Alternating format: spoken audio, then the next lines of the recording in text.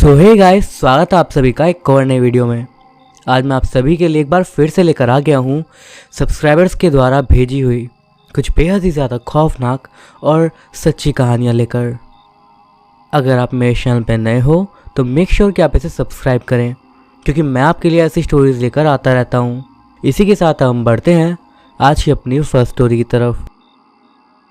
हवा मेरे कमरे में ठंडी सांस की तरह घूमती थी। छत से लटकते झूमर के कांच के आंसू चमकते हुए से मुझे घूर रहे थे। मेरी आंखें खुली थी, पर पलकों के पीछे एक और दुनिया धुंधली रही थी। वो थी खौफनाक सपनों की दुनिया। रात भर वो राक्षस मेरे आसपास मंडराते रहते थे। उनके नुकीले पंजे मेरी त्वचा को चीरते, फुफकारते हुए उनके मुंह मेरी सांस चुराते थे। अब तो सुबह की पहली किरण झांकने लगी थी, मगर मेरे बिस्तर की सफ़ेदी पर हवा में तैरते खून के निशान मेरे सपनों की सच्चाई की गवाही दे रहे थे। ये बुरे सपने मुझे हफ्तों से लगातार आ रहे थे, हर रात एक ज़्यादा भयानक, ज़्यादा यथार्थ। पहले तो ये राक्षस अस्पष्ट आकृति जैसे दिखाई देते थे, धुंधली छवियाँ जो अंधेरे कोनों में छुपी रहती हैं, लेकिन धीरे धीरे उनके रूप स्पष्ट होने लग गए थे। नुकीले दांत, जलती हुई लाल आंखें, खुरदरी त्वचा जिनसे हड्डियां झलकती थी। वो मेरे बिस्तर के किनारे बैठते, मेरे बालों को सहलाते और उनकी कानफूसी हवा में जहर घोलती। शुरुआत में मैंने इसे अनदेखा करने की कोशिश करी, खुद को समझाया कि ज़्यादा काम का तनाव है, नींद की कमी है, मगर वो चीखें मेरी ही चीखें। आधी रात को चौंक कर मैं जागती थी, पड़ोसियों की चिंतित दस्तक का पीछा करती थी। धीरे धीरे मेरे सपनों की सीमाएं धुंधली पड़ने लगी थी। क्या जो रात में होता था वो दिन में भी हो सकता था? एक दोपहर मैं गर्म चाय का कप लिए बैठी थी। अचानक हवा ठंडी हो गई। झूमर कांच के झंकार के साथ कांपने लगा। मेरे पीछे मैं सांस की फुफकार सुनती हूँ। एक हाथ अचानक से मेरे कंधे पर आ जाता है। मैं चीखने ही वाली थी कि मैंने पीछे मुड़कर देखा। कमरा खाली था, बस बिल्ली मेरी टांगों के बीच से रगड़ती हुई निकल रही थी। मैंने घबराकर सिर हिलाया, खुद को समझाया कि ये मेरा हाइपर वायलेंस है, मेरी ज़्यादा सोच का नतीजा। लेकिन दिन गुजरते रहे और घटनाएं और ज़्यादा खौफनाक होने लगी। अकेले चलते हुए मुझे हर आहट में उन राक्षसों की फुफकार सुनाई देती। अंधेरे कोनों में जलती हुई आंखें दिखाई देती। एक रात जब मैं रसोई में पानी लेने गई तो नल से खून निकलने लगा, मानो कोई अदृश्य पंजा नसें फाड़ रहा हो। अब डर ने मेरा पूरा वजूद जकड़ लिया था। मैं अपने कमरे में ही कैद हो गई। दरवाजे और खिड़कियों को बोल्ट लगा दिए, लेकिन मेरी नींद का हाल बिल्कुल भी नहीं बदला, जो कि मेरे लिए बस एक और युद्ध का मैदान थी।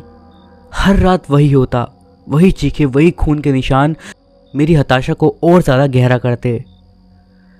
एक हताश कदम उठाते हुए मैंने आखिर एक तांत्रिक के पास जाने का फैसला करा।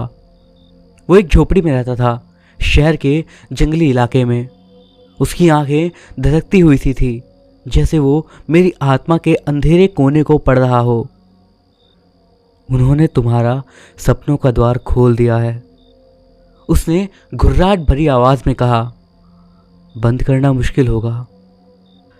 तांत्रिक ने मुझे एक ताबीज दिया, जो कि एक कठोर पत्थर का बना हुआ था। मुझे इसे गले में पहनना था। इस ताबीज को मत खोना, उसने चेतावनी दी। ये तुम्हारे सपने के द्वार को बंद रखेगा। मैं झोपड़ी से बाहर निकली और ताबीज़ को कीमती गहने की तरह कसकर पकड़े हुए आशा की एक छोटी सी किरण मेरे अंदर टिमटिमा रही थी। कुछ रातें अजीब तरह से शांत रहीं। मुझे नींद तो आती थी, लेकिन वो भयानक राक्षस नहीं आते थे। मैं सुबह आंखें खोलती तो बदन पर खून के निशान नहीं होते थे, मगर ये खामोशी सिर्फ तूफान से पहले की शांति साबित हुई। एक ठंडी रात जब आधी रात गए चांद हवा में लटक रहा था, मेरे सपनों का द्वार फिर टूट गया। इस बार राक्षस ज़्यादा ताकतवर, ज़्यादा निर्दयी थे। उनकी चमकती आंखें जिंदा आग जैसी चली। उनके पंजे मेरे मांस को नोचने के लिए बढ़े। हताश होकर मैंने जोर से चीख मारी, वो चीख जो मेरे कमरों की दीवारों को हिला देती थी। लेकिन इस बार अलग था। मेरी चीख कमरे में नहीं घूमी, हवा में घुलकर शहर के ऊपर फैल गई। पड़ोसियों के दरवाजे खुले और उनकी चिंतित आवाज़ें मेरी खिड़की के नीचे गूंजने लगी। उनकी चीखों ने रात को चीर दिया, जैसे वो भी मेरे सपनों के राक्षसों से लड़ रहे हो। इस सामूहिक हॉल के बीच कुछ अजीब हुआ। वो राक्षस जो आमतौर पर अजय थे, थरथराने लगे। उनकी नुकीली आकृतियां धुंधली पड़ने लगी। ज्वाला जैसी आंखें बुझकर अंगारे हो गई। धीरे धीरे वो हवा में घुल गए, मानो उनका वजूद मिट गया हो। सुबह हुई तो मैं बिस्तर पर सिकुड़ी बैठी थी, सिर से पैर तक कांप रही थी, मगर मेरी त्वचा साफ थी, बिना किसी खून के निशान के। कमरे में एक अजीब सी शांति थी, जैसे तूफान के बाद छाई घनी खामोशी। उस रात से मेरी जिंदगी बदल गई। मेरे सपने पहले जैसे भयानक नहीं रहे। कभी कभी मुझे उनके धुंधले रूप दिखाई देते, लेकिन वो मुझे छू नहीं पाते थे। मैंने ये सीखा कि मेरा डर ही उन्हें ताकत दे रहा था।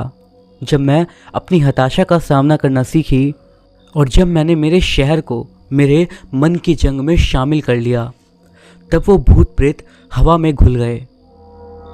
ताबीज़ मेरे गले में लटका रहता है, एक निशानी के रूप में कि कभी कुछ ऐसा हुआ था जिस पर विश्वास करना मुश्किल था। मुझे पता है कि मेरे सपनों का द्वार अब कमज़ोर है, लेकिन मैं अब ज़्यादा मजबूत हूँ और ज़रूरत पड़ने पर मैं जानती हूँ कि मैं उसे फिर से बंद कर सकती हूँ। न सिर्फ मेरे लिए, बल्कि उन सभी के लिए जो सोते हुए भी हकीकत के राक्षसों से लड़ते हैं। नींद का दंश आज भी मेरी रूह को कपाता है, पर अब तो मैं अक्सर शहर में घूमती हूँ, खासकर अंधेरी गलियों में, जहाँ डर का साया सबसे ज़्यादा होता है। हवा में ठंडी सनसनाहट घूमती है।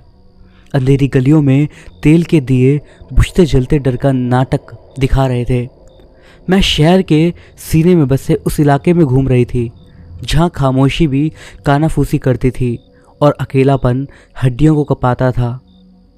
नींद का दंश झेलने के बाद मैं अब खुद उन भयानक सपनों का शिकार ढूंढती थी, उनका सामना करती थी और उनकी जड़ें उखाड़ फेंकती थी।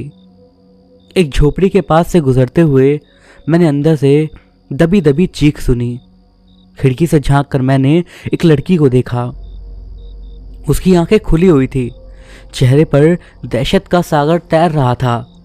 बिस्तर पर उसके चारों ओर घेरा बनाए अंधेरे के साए से बने राक्षस उसके बालों को नोच रहे थे। उनकी फुफकार हवा में जहर घोल रही थी। मेरे अंदर एक ठंडी लहर दौड़ गई। ये राक्षस मेरे सपनों से भागे नहीं थे, वो जिंदा थे, शहर के अंधेरे कोनों में दबे हुए, इंतजार में कि कोई कमज़ोर शिकार मिल जाए। मैं झोपड़ी के टूटे दरवाजों से घुसी।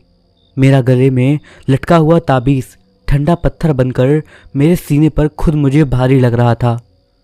लड़की ने मुझे देखा और उसकी आवाज़ टूटती हुई चीख में बदल गई। दूर रहो, वो आपको भी ले लेंगे। मैं बेड के पास गई और राक्षसों की ओर ताबीज़ उठाकर दिखाया। नहीं, वो मुझे नहीं ले सकते। राक्षसों ने मेरी तरफ देखा और उनकी लाल आंखें कोयले की तरह जलने लगी। वो हवा में घूमते हुए मेरी तरफ बढ़े और उनके नुकीले पंजे मेरे गले को चीरने को ललायत थे। मेरा दिल बेतहाशा धड़क रहा था, लेकिन डर ने मेरा रास्ता नहीं रोका। मैंने लड़की की ओर देखा और उसकी आंखों में आशा की एक छोटी सी चिंगारी जगी हुई थी। मैं जोर से चिल्लाई, एक ऐसी चीख जो शहर की नींव हिला दे, आकाश चीर दे। मेरी आवाज़ में वो खौफ था, वो गुस्सा था, वो शिकारी का चीखना था जो कि अपने शिकार को खोना नहीं चाहता। फिर कुछ अजीब हुआ। हवा में एक कंपन महसूस हुई, मानो जमीन के नीचे कोई दानव जाग रहा हो। राक्षसों की आकृतियां थरथराने लगी, उनकी चमकती आंखें बुझकर धुंधली लाल बूंदें हो गई। धीरे धीरे वो सिकुड़ते गए और धुंधली छाया बनकर दीवारों की गहराइयों में गायब हो गए। लड़की बेड पर सुकड़ी बैठी थी, उसकी सांसें फूल रही थी। वो चले गई क्या? उसकी आवाज़ कानाफूसी में थी। मैंने धीरे से सर हिलाया, ताबीज़ को कसकर पकड़ लिया और बोला, हाँ चले गए। कुछ देर तक हम दोनों चुपचाप बैठे रहे। अंधेरा अब उतना खौफनाक नहीं लगता था, लेकिन मुझे पता था ये सिर्फ एक लड़ाई थी, युद्ध नहीं। शहर के अंधेरे में और भी कई राक्षस छुपे हुए थे और मुझे उनसे सामना करना होगा। अगले कुछ दिन शहर के कई अंधेरे कोनों में घूमते हुए मैंने और भी शिकार ढूंढे, बच्चों को, बूढ़ों को, हर किसी को जिसे नींद का दंश परेशान कर रहा था।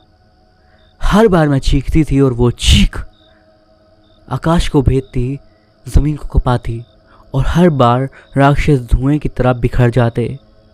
मेरा नाम डर के शिकारियों के बीच फुसफुसाए जाने लगा, सपनों की शिकारी। लेकिन हर जीत के बाद मेरे अंदर का खौफ और भी गहरा होता गया। वो राक्षस इतनी आसानी से हार क्यों नहीं मानते थे? उनका असली स्रोत क्या था? एक रात जब मैं उस जले हुए बाजार के खंडहरों में थी, जहाँ सालों पहले आग ने दर्जनों जिंदगियों को खा लिया था, हवा में एक भयानक सिसकारी गूंजने लगी। हड्डियों को गलाने वाली ठंड फैल गई और मेरे गले में लटका ताबीज़ धीरे धीरे हिलने लगा। धुंध के जहरीले बादल उठे और उनकी गहराई से एक विकराल आकृति धीरे धीरे उभरी। ये कोई मामूली राक्षस नहीं था, इसका रूप धुंधला होते हुए भी ये मुझे अंतर तक हिला रहा था। विशाल काय नुकीले पंजे हवा में लहरा रहे थे, जलती लाल आंखें अथाह गड्ढों की तरह मुझे घूरती थी। इसकी हर सांस में दर्द, क्रोध और मौत की स्याही धार घुलती थी। बहुत शिकार करे तूने, अब तू शिकार बनेगी। एक कर्कश आवाज़ हवा में गूंज उठी, जिसने मेरे प्राण तक कपा दिए। मैं पीछे हटने के बारे में सोच भी नहीं सकती थी। ये मेरे शहर के लोग थे, मेरी जिम्मेदारी थी। ताबीज़ को कसकर पकड़ते हुए मैंने उस दैत्य की तरफ देखा और जोर से चीखी, एक ऐसी चीख जो शायद मेरी आखिरी सांस होती। लेकिन इस बार ये चीख उस हवा में सनसनाहट पैदा नहीं कर रही थी। वो ठोस थी, मजबूत थी। उसके अंदर मेरे शहर के डर, उनके दुस्वप्न, उनकी चीखें गुथी हुई थी। ये मेरी चीख नहीं थी, ये हर उस शिकार की चीख थी जिसे मैंने बचाया था। हर डर के खिलाफ एक लहर। दैत्य थरथराया, उसकी विशाल आकृति डगमगाई। हवा में तैरते काले बादल मानो उसकी जिंदगी का साया बन गए। मैं चीखती रही, हर सांस के साथ डर को बाहर निकालती, उसकी ताकत कमज़ोर करती। धीरे धीरे दैत्य सिकुड़ने लगे, उनके नुकीले पंजे, विशाल आकृति, जलती आंखें, सब कुछ काले धुएं में बदल गए। बचा सिर्फ एक ठंडा सन्नाटा जो मानो कह रहा था, डर का राजा मिट गया है। परंतु लड़ाई अब भी खत्म नहीं हुई थी। मैं हांफती हुई सी जमीन पर गिर पड़ी। मेरे गले से आवाज़ निकल ही नहीं रही थी। मेरी हथेली में पत्थर के टुकड़े बिखरे पड़े थे और वो ताबीज़ अब टूट चुका था। लेकिन एक नया प्रकाश मेरे अंदर दहक रहा था। वो मेरे शहर के लोगों की हज़ारों आवाज़ों से बना था, उनके डर को जीतने के वायदे से। नींद का दंश खत्म नहीं हुआ, लेकिन अब मैं अकेली नहीं थी। शहर के अंधेरे कोनों में डर का सामना करने वालों की फौज बढ़ती जा रही थी। हम हर रात चीखेंगे, अपने डर को बाहर निकालेंगे और धीरे धीरे शहर को, खुद को इस नींद के दंश से आज़ाद कराएंगे। क्योंकि डर की जड़ें तो खड़ी हैं, मगर ज़मीन के नीचे उनके अवशेष अभी भी सुलग रहे थे। कुछ रातें शांत गुजरती तो कुछ रातें भयानक चीखों से जागती। हर बार मैं उन अंधेरी गलियों में जाती जहाँ से चीख उठती थी, अपनी टूटी आवाज़ में दहाड़ती और डर को चुनौती देती। नए शिकार होते थे, हर उम्र के, हर जिंदगी के लोग, जिनके सपनों में वो दैत्य भटकता रहता था। एक दिन एक पुराने तांत्रिक ने मुझसे मुलाकात करी। उसकी झुर्रियों वाली आंखों में ज्ञान चमक रहा था। उसने बताया कि यह दैत्य कोई आशिकी शैतान नहीं, बल्कि शहर का ही जख्म है। सालों पहले हुए बाजार के हादसे की आत्माएं अन्याय से जली, दर्द से तड़पी हुई इस दैत्य का रूप ले चुकी थी। उन्हें हराने के लिए सिर्फ शोर नहीं, बल्कि समझ की जरूरत थी। उनके मार्गदर्शन से मैंने अपनी रणनीति बदली। चीख के बदले मैंने उन आत्माओं से बात करना शुरू किया। उनकी कहानी सुनी, उनके क्रोध को समझा। धीरे धीरे उनका अंदर का दर्द, उनका क्रोध कम होने लगा और वो मेरी आवाज़ को पहचानने लगे। एक रात बाजार के खंडरों में खड़ी होकर मैंने उन सब की कहानियां सुनी। उनकी खोई जिंदगियों के बारे में शोक मनाया, अन्याय का गम बांटा और आखिर में जब सारी कहानियां सुनाई जा चुकी थी, जब सारा दर्द बाहर निकल आया था, आत्माएं शांत हो गई। वो धुएं के साए नहीं रहे, बल्कि प्रकाश की बूंदें बनकर हवा में घुल गए। शहर में दहशत की चीखें बंद हो गई। नींद अब एक अंधेरे जेल नहीं, बल्कि सपनों के आरामदायक बिस्तर पर गई। मगर मैं जानती थी शहर के जख्म अब भी पूरी तरह नहीं बदले थे। अभी बहुत कुछ करना बाकी था। मेरी घटना नींद के राक्षसों की नहीं, बल्कि डर पर जीत की दास्तां है। यह हर उस इंसान की घटना थी जो अपने अंदर के खौफ को अपने अंदर नहीं पनपने देता था। ये जिंदगी की जंग है जहां हथियार नुकीले पंजे नहीं, बल्कि समझ, सहानुभूति और एक आवाज है जो कहती है, मैं डरूंगी नहीं, मैं लड़ूंगी और जीतूंगी। नींद का दंश भले ही खत्म हो गया हो, मगर सपनों की शिकारी की यात्रा भी खत्म नहीं हुई है। हर रात शहर सोते समय जब हवा में सन्नाटा होता है, मैं जागती रहती हूँ, एक पहरेदार की तरह, एक उम्मीद की किरण की तरह, ताकि कोई भी अपने सपने में अकेला ना हो, कोई भी जिंदगी डर के साए में ना जिए। ये मेरी कसम है, नींद के दंश को हमेशा के लिए मिटाने की कसम, हर जिंदगी में सुकून के सपने लाने की कसम। अब जब रात को सो तो अपनी नींद को सुनो, शायद कहीं दूर से हवा में घुलती मेरी आवाज़ भी सुनाई दे, ये कहते हुए कि डरो मत, मैं हर शिकार के साथ तुम्हारे पास हूँ। हिमालय की बर्फीली चोटियों की तलहटी में, जहाँ सदियों पुराने देवदार हवाओं से बातें करते हैं, वहीं बसी है घाटी खामोश। नाम ही इसकी शांति का गीत गाता है, मानो वक्त वहीं थम गया हो। लेकिन इस खामोशी के परे छिपा है एक भयानक रहस्य, एक दुरात्मा जो सदियों से कैद थी, पर अब जागने ही वाली है। कबीर सिंह, एक युवा पुरातत्वविद, जुनून से भरा हुआ अपने दल के साथ इस घाटी की खुदाई में लगा हुआ था। उन्हें भ्रमित पहाड़ी चित्रों के आधार पर इस प्राचीन मंदिर के अवशेष मिले थे। उन चित्रों में एक राक्षसी आकृति अंकित थी, जिसे ग्रामीण काल छाया कहते थे। कबीर इन कहानियों को हंसी उड़ाता था, लेकिन जमीन के नीचे दबी गुत्थी उसे बेचैन भी कर रही थी। एक हवादार शाम, जब सूरज पहाड़ों के पीछे डूब रहा था, कबीर का कुदाल एक कठोर सतह पर टकराया। धूल हटाकर उसने पत्थर के दरवाजे का पता लगाया तो पुराने ग्रंथों से मिली जानकारी ने उसकी रूह को झकझोर दिया। ये दरवाज़ा काल छाया का कारागार था, जिसे देवताओं ने एक शक्तिशाली मंत्र से सील कर दिया था। उत्सुकता ने डर को हरा दिया था। कबीर ने मंत्रों का उच्चारण शुरू कर दिया और हवा कांपने लगी। पहाड़ों की चोटियों पर बिजली कड़कने लगी। दरवाज़ा धीरे धीरे खुलने लगा। अंदर से स्याह अंधकार निकलने लगा, मानो वक्त का मुंह खुल रहा हो। अचानक कबीर के दल का एक सिपाही चीखते हुए पीछे हट गया। उसके चेहरे पर खौफ जमा हुआ था, आंखें बाहर निकलने को थी। उसने बताया कि उसने अंधकार में लाल चमकती हुई आंखें देखी है। कबीर का खून खौल उठा। उसने मंत्रों का उच्चारण और तेजी से करा, लेकिन हवा में हंसी गूंज उठी। एक भयानक कर्कश हंसी। दीवारों पर बने चित्र घूमने लगे। राक्षसी आकृतियां जीवित हो गई। कबीर के साथियों ने तलवारें खींच ली, लेकिन वो अदृश्य दुश्मनों से लड़ रहे थे। धीरे धीरे उनके चेहरे पर भी पागलपन सा छा गया और वो एक दूसरे पर ही हमला करने लगे। कबीर अकेला पड़ गया और सिर्फ मंत्र ही उसका हथियार थे। लेकिन काल छाया पूरी तरह से मुक्त हो चुका था। अंधकार से एक विशालकाय राक्षसी छाया निकली जिसमें लाल आंखें जल रही थी। धरती हिलने लगी और आकाश बिजली की कड़क से चिर गया। कबीर जानता था कि उसका मंत्र कमजोर पड़ रहा है। एक आखिरी हताशा में उसने अपनी आंखें बंद कर ली और हिमालय की देवताओं से प्रार्थना करने लगा। उसकी पुकार सुनी गई। अंधेरे में एक सफेद रोशनी चमकी जैसे कोई ज्योति प्रकट हुई हो। रोशनी के साथ ही एक दिव्य गायन भी हवा में भर गया। कबीर ने आंखें खोली तो उसके सामने खड़ी थी एक युवती। उसकी आंखों में तारे झिलमिलाते थे और चेहरे पर शांत सी चमक थी। वो थी हिमालय की आत्मा जिसे कबीर की सच्ची भक्ति ने जगाया था। आत्मा ने काल छाया के सामने खड़े होकर मंत्रों का उच्चारण किया।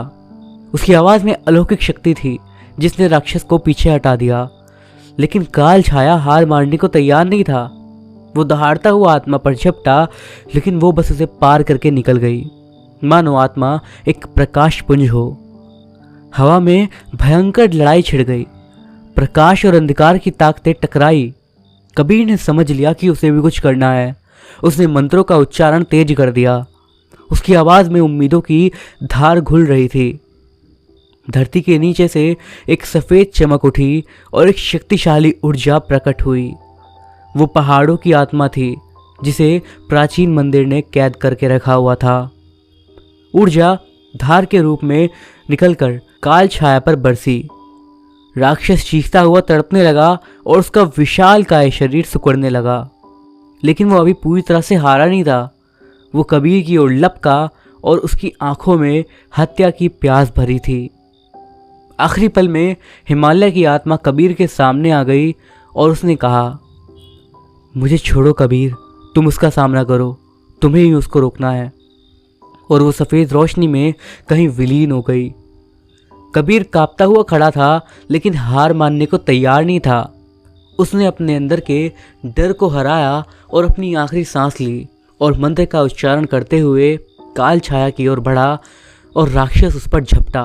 लेकिन कबीर ने उसे चकमा दिया। वो राक्षस के चारों ओर चक्कर लगाता हुआ उच्चारण करता रहा। पहाड़ों से गूंजती हुई उसकी आवाज़ में अब विश्वास और दृढ़ता थी।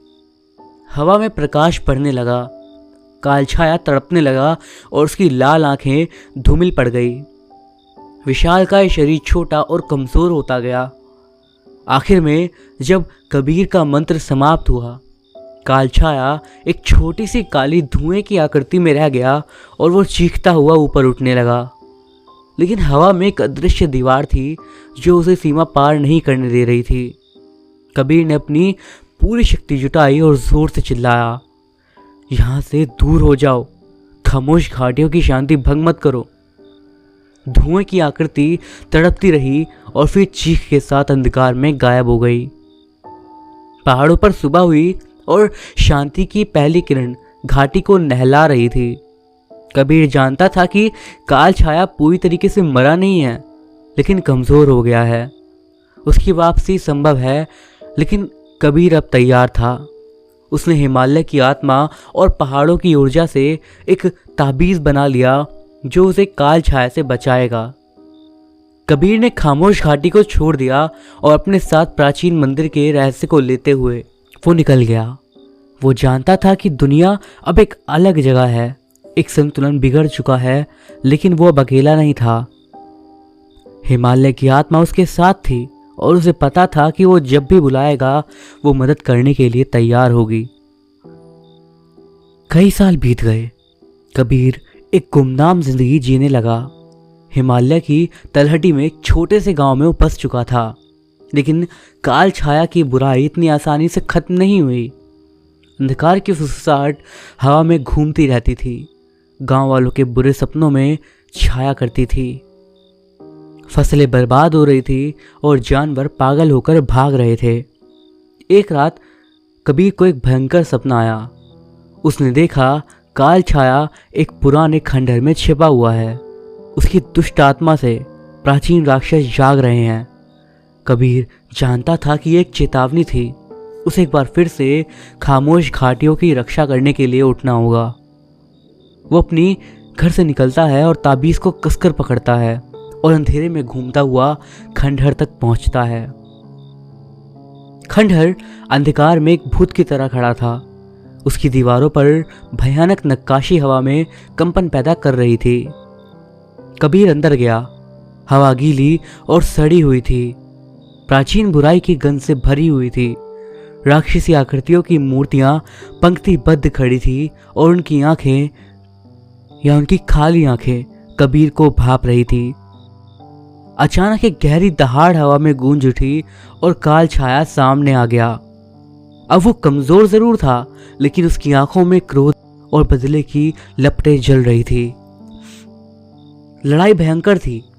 कबीर की चमकती हुई तलवार राक्षसों पर बरसी, लेकिन अंधकार से निकले जहरीले सांपों ने उसे रोकने की कोशिश करी। वो चकमा देता और ताबीज को कसकर पकड़ते हुए मंत्रों का उच्चारण करता। अचानक एक पत्थर ढह गया। धूल का गुबार हवा में भर गया। उसी धूल के गुबार में कबीर को एक प्राचीन पृष्ठ दिखाई दिया। उसके पत्तों पर प्राचीन भाषा में लिखे जादू के सूत्र थे। काल छाया को पूरी तरह से नष्ट करने का तरीका। उम्मीद की एक नई किरण के साथ कबीर ने उन सूत्रों का उच्चारण शुरू कर दिया। हवा में प्रकाश का तूफान उठा और अंधकार पीछे हटने लगा। काल छाया चीखता हुआ उसकी कमजोर आकृति सिकुड़ने लगी। आखिर में जब सूत्र समाप्त हुए तो काल छाया एक धुएं की कण मात्र बचा, जो गुस्से से फुफकारता हुआ हवा में भटक रहा था। कबीर ने ताबीज की शक्ति को इकट्ठा करा और उसे धुएं पर छोड़ दिया। शक्तिशाली रोशनी के साथ धुआं हवा में घुल गया और काल छाया पूरी तरह से नष्ट हो गया था। खंडहर कांप उठा। अंधकार हवा में घुल गया। सूरज की पहली किरण खंडहर को नहलाती हुई आई और मानो एक बुरा सपना टूट गया हो। कबीर थका हुआ था, घायल था, लेकिन राहत और शांति से खड़ा था।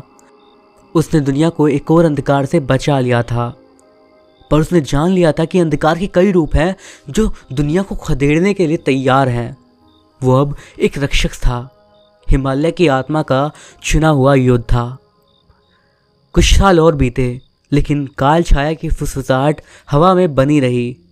फसलें सूख गई और परछाइयां अदृश्य खतरों की तरह रेंगती हुई सी प्रतीत हुई और परेशान करने वाले सपनों ने ग्रामीणों को परेशान कर दिया।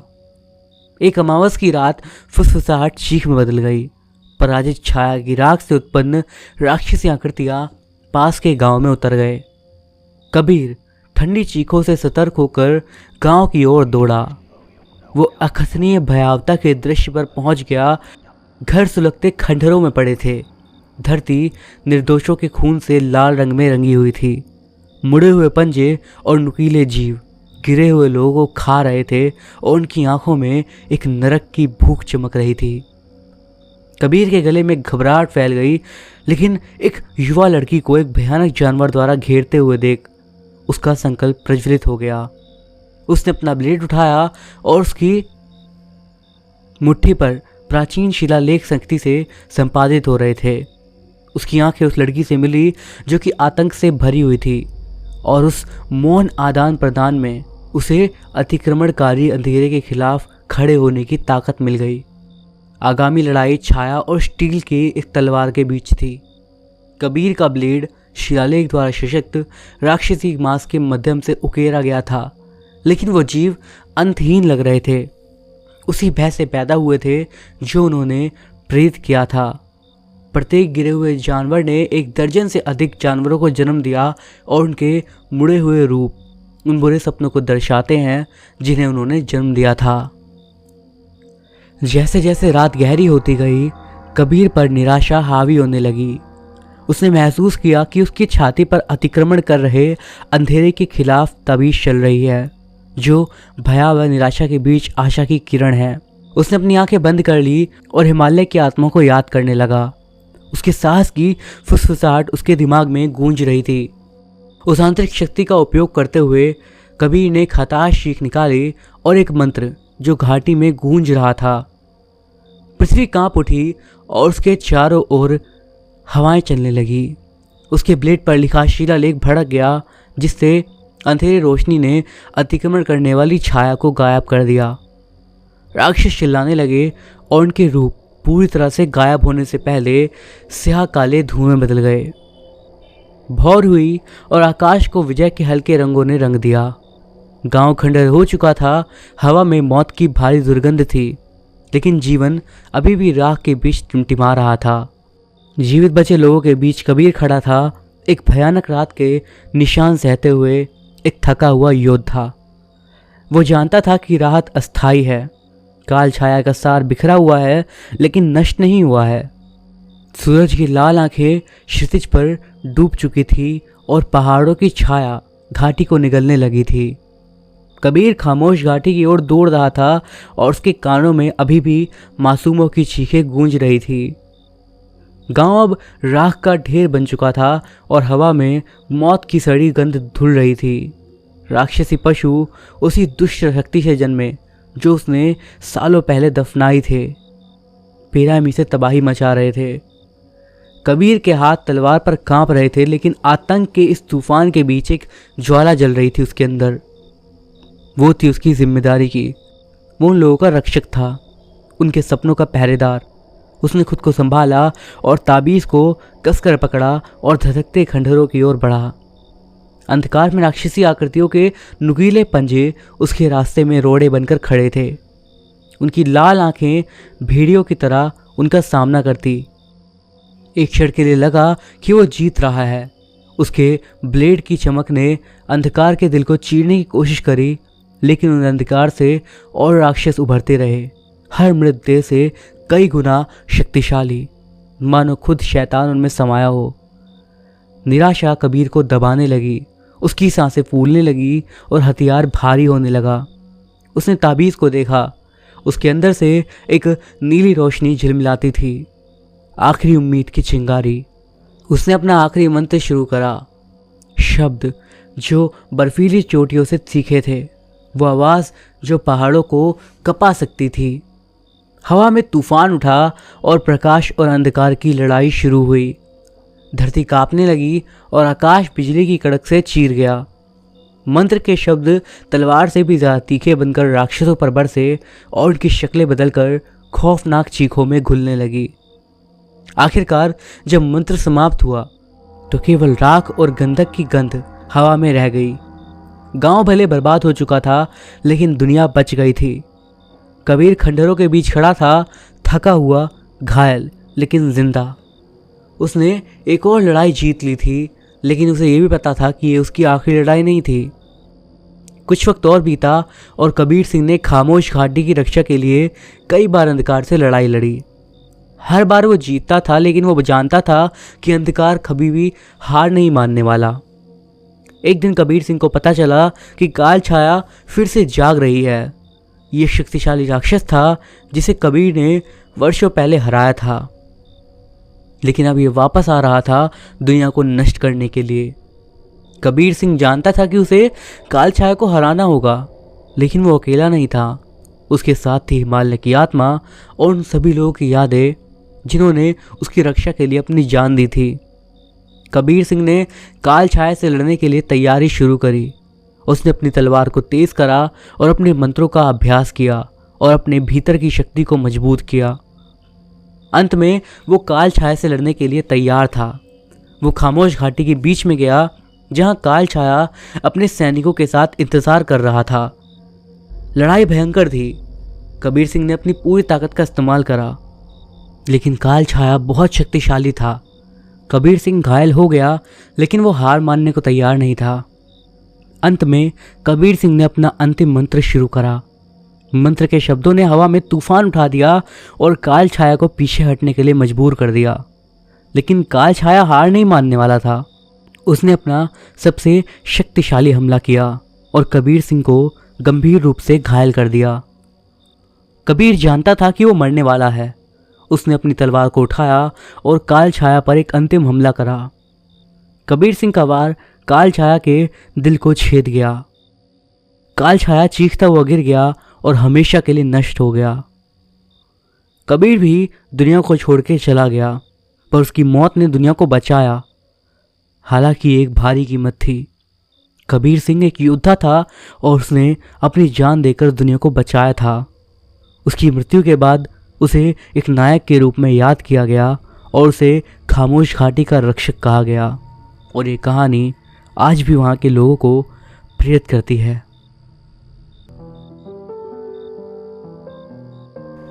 उसे बुलाओ। अब केवल वही इस मंदिर के खजाने की सुरक्षा कर सकता है। इन ताकतों को रोकना अब हमारे वश में नहीं है। अब वही कुछ कर सकता है बेटी। पर राजपुरोहित जी, आपने तो कहा था कि उसे जगाना खतरे से खाली नहीं है। वो अपने सामने आने वाले हर एक शख्स का विनाश कर देती है। फिर क्यों हम उसे जगाएं? कोई और रास्ता ज़रूर होगा।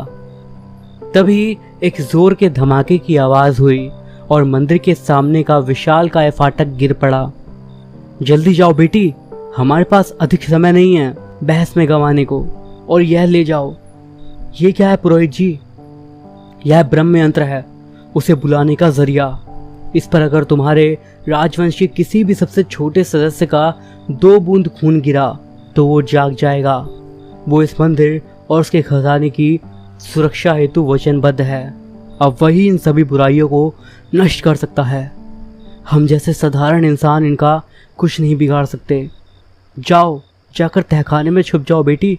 मैं किसी तरह से इन्हें रोकने का प्रयास करता हूँ। जाओ यहाँ से।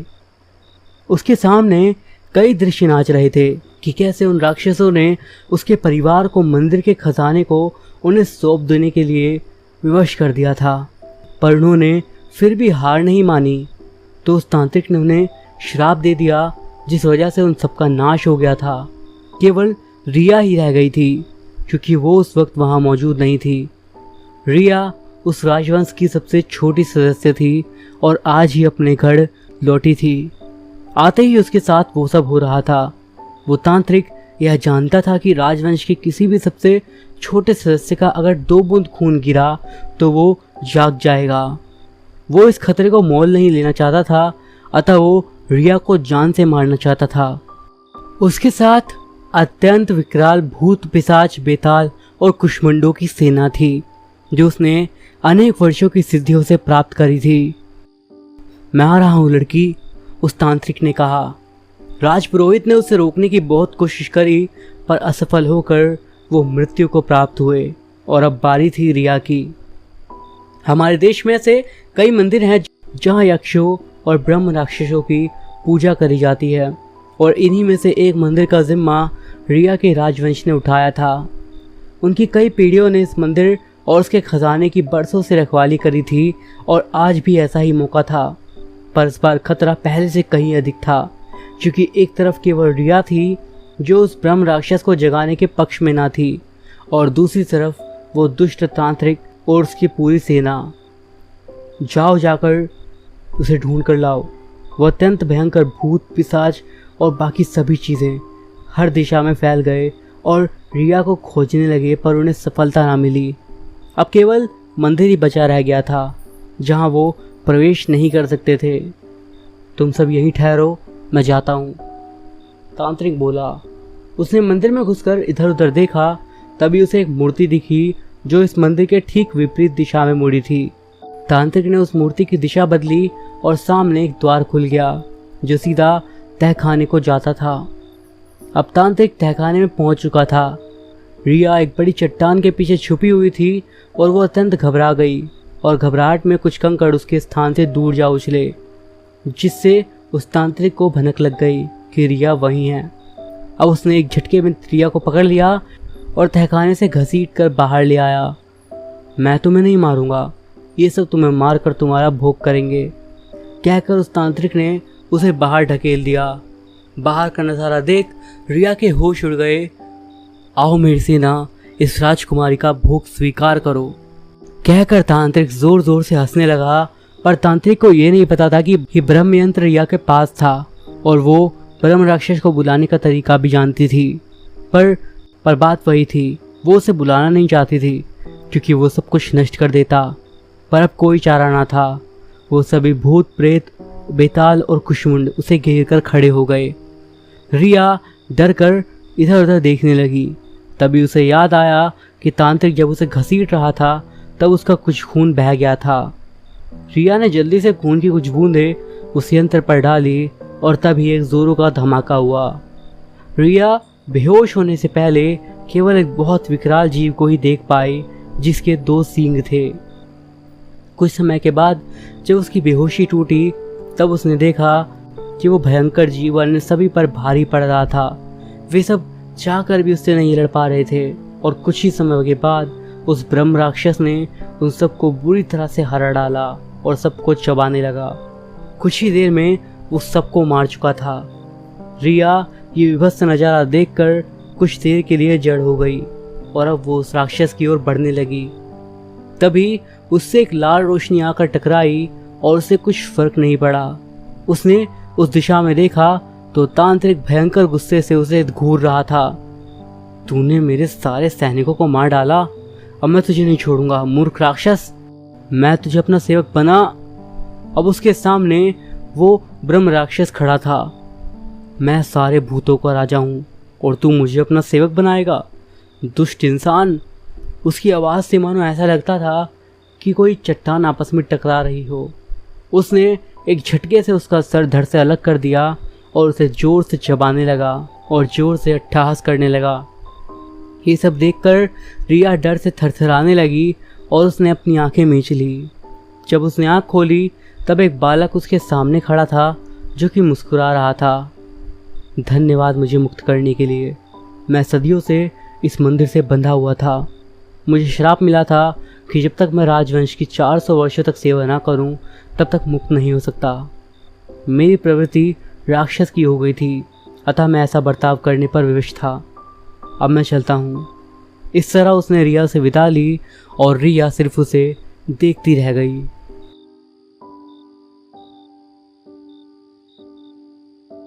नदियापुर गांव में एक नई अजीब सी घटना हुई। अचानक से कई लोग खो गए। उनका कुछ पता भी नहीं चला। उनके बारे में अखबार में इश्तिहार भी दिया गया। किसी को उनके बारे में कुछ नहीं पता था। खबर टीवी में चल रही थी कि कल रात पति और पत्नी शमशान के पीछे वाली गली से दोबारा लापता हो गए। उनका कुछ पता नहीं चला। बात सच है या गलत इसका कुछ भी नहीं कहा जा सकता था, लेकिन लोग बहुत डरे हुए थे। शमशान के पीछे वाली गली में लोगों ने जाना छोड़ दिया था। जो भी जाता था बहुत ही डर डर के जाता था, क्योंकि वही एक शहर तक जाने का मुख्य मार्ग भी था।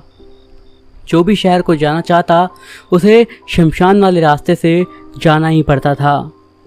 मैंने भी जब ये खबर सुनी तो मैं बहुत डर गया। मैं घर में बैठा टीवी देख ही रहा था कि फिर एक खबर आई कि शमशान के पीछे वाली गली से जा रहे 2 लोग अचानक लापता हो गए। सारे गांव के निवासी बहुत डर गए और इनमें से मैं भी एक था। इस घटना को सुनकर मेरा दिल दहल गया था। एक दिन की बात है, मैं और मेरे 2 दोस्त राहुल और कार्तिक उनके साथ घर निकल पड़े। लोगों के अचानक खो जाने की खबर से गांव के निवासी परेशान थे। कोई भी अपने बच्चों को बाहर नहीं निकलने दे रहा था। हम बहुत बोर हो गए थे और इसी बोरियत को दूर करने के लिए हम तीनों घूमने के लिए निकल पड़े। घूमने में मज़ा आ रहा था। फिर पता नहीं मुझे क्या सूझा कि मैंने कार्तिक और राहुल से कहा कि चलो हम भी देखें कि शमशान वाले रास्ते में ऐसा क्या है जो लोग वहाँ जाकर गुम हो जाते हैं, जिसके बाद उनका कोई पता नहीं लगता और उसके बाद वो दिखाई भी नहीं देते। जैसे ही मैंने इतना कहा तो राहुल और कार्तिक ने बोल दिया हम वहाँ पर नहीं जाएंगे। फिर मैंने उन पर व्यंग्य करते हुए कहा कि तुम लोग कितने डरपोक हो जो दिन में भी किसी सुनसान गली में जाने से डरते हो। उन्होंने कहा कि वहाँ भूत है, वहाँ जाना सही नहीं। मैंने कहा भूत वूत कुछ नहीं होता, ये सब बस मन का वहम है। मैंने उनसे कहा यदि तुम नहीं चल रहे हो तो मैं अकेला ही चला जाता हूँ। जैसे ही मैंने इतना कहा कार्तिक ने कहा कि नहीं यार मैं तेरे साथ चलूँगा, कहीं तुझे कुछ हो गया तो। उधर राहुल नहीं आ रहा था। फिर हम दोनों ने उसे डराया कि कहीं तुम यहाँ से अकेले घर गए तो बीच में ही तुम्हारे साथ कुछ न हो जाए। इतना सुनते ही वो भी हमारे साथ चल दिया। डर तो मुझे भी लग रहा था, लेकिन शमशान वाली रोड देखने के चक्कर में मैं सब कुछ भूल चुका था। धीरे धीरे घूमते हुए हम सब गली नंबर 2 को छोड़कर तीसरी गली में से होकर शमशान वाली सड़क पर निकल पड़े।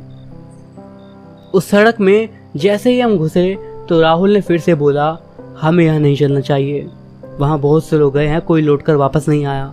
उनके बारे में किसी को पता तक नहीं चला कि वो कहाँ गए, ज़मीन खा गई या आसमान निकल गया।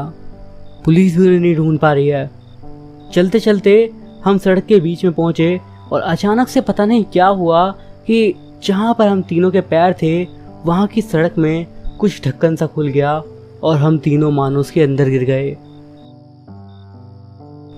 अंधेरा बहुत था। जैसे ही हम नीचे गिरे सड़क में लगा ढक्कन बंद हो गया। राहुल तो रोने लगा और कार्तिक भी बहुत डर गया। राहुल ने कहा, मैं तो पहले ही कह रहा था कि हमें यहाँ नहीं आना चाहिए, लेकिन तुम ही लोग बहुत ज़िद कर रहे थे, अब फंसवा दिया ना मुसीबत में। मैंने कहा कि अब रोने से कोई फ़ायदा नहीं, बाहर निकलने का उपाय सोचो। फिर मैंने इधर उधर देखा, लेकिन आंखों से ज़्यादा कुछ दिखाई नहीं दे रहा था। अचानक से किसी की आवाज़ आने लगी। एक विचित्र वेशभूषा वाला शैतान हमारे सामने आ रहा था। उसके हाथ में खून लगा था और पेट में एक बल्ब की तरह रोशनी देने वाला कुछ लगा हुआ था, पता नहीं क्या। हम तीनों बहुत डर गए थे और उसने दोनों हाथों से हमें झपटा और उसके नाखून बहुत बड़े थे, दांत लंबे और नुकीले थे। हम तीनों को दोनों हाथों से उसने जकड़ लिया और गुफा के अंदर ले जाने लगा। हम तीनों के पसीने छूट रहे थे। मैं तो इतना डर गया था कि सोचने लगा कि अब क्या होगा, क्या यही हमारे जीवन का अंत है और हम तीनों को क्या ये मारकर खा जाएगा। धीरे धीरे वो आगे बढ़ा और अब कुछ आगे उजाला था। मैंने देखा तो आदमियों के शरीर इधर उधर पड़े हुए थे और हर जगह बस खून ही खून था। राहुल का बहुत बुरा हाल हो गया था और वो बेहोश हो चुका था। उस शैतान ने हम तीनों को पटक दिया और गुफा के कमरे में घुसा और एक चाबी निकाल कर लाया और हमें उठाकर चल दिया। वो चलकर सुरंग में सबसे लास्ट में पहुंचा और वहाँ एक दरवाज़ा था, उस पर ताला लगा था। उसने उस चाबी से दरवाज़ा खोला और फिर हमने देखा तो वो एक बंगला दिख रहा था। बंगले के गेट के ऊपर एक आदमी का सिर लटक रहा था। वहाँ गुंबद के ऊपर पैर में एक रस्सी बंधी थी जिससे वो लटका हुआ था और वह जगह जगह से खाया गया था। शैतान हमें उस बंगले के अंदर ले गया। बंगले में एक जगह पर ले जाकर उसने हमें छोड़ दिया और एक मूर्ति के सामने जाकर पूजा करने लगा। वो कुछ तेज तेज मंत्र पढ़ रहा था। हम तीनों बहुत डर गए और फिर मूर्ति के सामने बैठकर वो बोला, आज भी माँ मैं तेरे लिए चढ़ावा लाया हूँ, और एक नहीं पूरे 3 आज मैं तुझे खुश कर दूंगा, आज मैं इनकी बलि दूंगा। फिर वो शैतान हमारी ओर मुड़ा और ज़ोर ज़ोर से हंसकर बोला, आज मैं तुम्हारी बलि देकर इस बंगले में 3 और भूत बना दूंगा। तुम देख रहे हो ना, इन आदमियों को मैंने भूत बना दिया इनके जीवन को समाप्त करके, तुम्हें भी ऐसा ही करूंगा। इतना कहकर वो अपनी तलवार उठाने लगा और बड़े ज़ोर से हंसकर हमारे पास में आने लगा। हम तीनों बहुत डर गए थे और पसीने से तरबतर हो गए थे। हमारी सांसें तेज़ तेज़ चल रही थी और हम ज़ोर ज़ोर से रोने लगे। वो शैतान हमारे पास आया और बोला कि पहले किसे मारूं। हम तीनों डर के मारे एक दूसरे से लिपट गए और फिर उसने मेरी ओर इशारा करा, पहले इसे मारूंगा। वो मेरी ओर तलवार लेकर बढ़ा और मेरे गले पर प्रहार करने ही वाला था। अचानक मैं नींद से उठ खड़ा हुआ तो मैं पूरी तरह से पसीने से भीगा हुआ था। मुझे एहसास हुआ कि मैं बस एक सपना देख रहा था। मैं डर कर बैठ गया और मैं बहुत ज़्यादा डरा हुआ था। मैंने सोचा कि यदि ये सपना सच होता तो आज तो मेरी मौत तय थी। तो दोस्तों, ये थी हमारी आज की कहानियाँ। ये कहानी आपको कैसी लगी मुझे कमेंट्स के ज़रिए ज़रूर बताइएगा। वीडियो आपको पसंद आया हो तो मेक श्योर कि आप इसे लाइक ज़रूर करिए। इस वीडियो पे एम करते हैं 200 लाइक्स के लिए। आई होप आप इतना पूरा कर दोगे। मैं अभिषेक मिलता हूँ आपसे अगली वीडियो में कुछ और ऐसी ही कहानियों के साथ। तब तक के लिए बाय।